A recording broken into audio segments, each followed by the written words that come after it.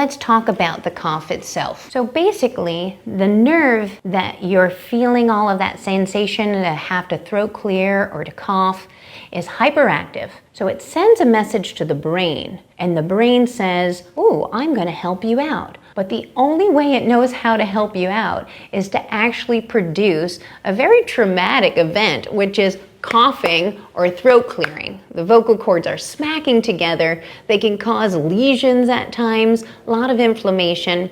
So what we want to do is to replace that behavior whenever we feel that sensation that we need to cough or throat clear.